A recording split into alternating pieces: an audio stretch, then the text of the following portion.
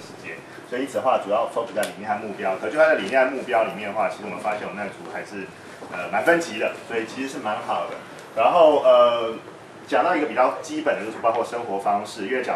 我们讲到说这个所谓的公益事业大学，我们把它的 scope 拉比较大，就是比较广泛级的公益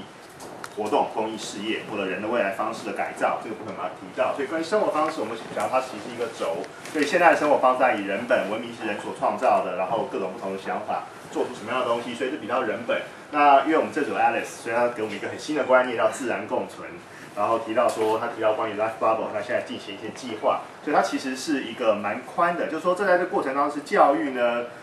人呢，从一个所谓比较人本的、比较从现代社会结构比较 structure 的部分呢，到说未来，或者是像比较之前的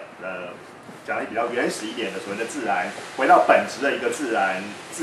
共存的这个方式。所以这部分我把它放在一个很轴，因为真的很难归纳，所以各位可能要这个稍稍想一下。那另外的话，我们如果说从另外一个方面的话，就是因为这个部分的话，它 scope 其实非常非常大。所以因此我们想到说，它其实可以在包含整个的活动当中的一部分。但是我们回到一个比较稍稍 condensed 一点，跟所谓这个大学，或者说我们现在所谓的比较俗世或者比较人本的一个大学定义里面的话，有两个重要，一个当然回到本质，还有另外是面对普罗大众。因为我们刚才提到一些关于说所谓的现在的蛮多的教育都非常学院派，所以讲到这个部分的话，那有提到说3个重要的问题，所以我们的这组丢出来的问题也不是答案。它的问题是有3个，就是关注的这个公益事业大学，我想这个可能经过很多的讨论，我们大家可以在整个大组里面更 condense。那第一个问题是，它是不是要培养 NGO、NPO 的人才？然后它是为公益发声的，因为刚刚有提到过说，很明显的，现在目前 NGO、NPO 它是很重要的。然后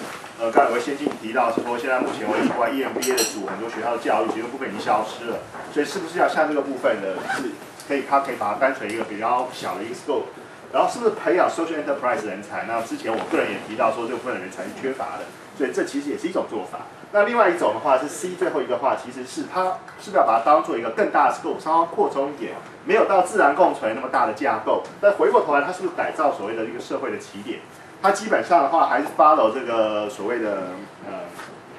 game rule， 就是这个社会的一个游戏规则，但是它里面有2种做法，一种牵涉到 fundamental 社会结构的改造，另外一种做法当然就是体制内改革。而体制内改革，当然这个2呢，其实就会回应到说，它是不是培养 NGO 人才或培养 social enterprise 人才，因为这2个其实都是在体制内的活动。所以这里面的话，我想这个是3个问题，我们自己在讨论过程中先丢出来说，我们必须要先回答，才能够一步一步把目标还有方法变得更明确。那最后提到一件事情的话，其实如果我们叫它一个大学，其实课程就是一切，而一切都是课程。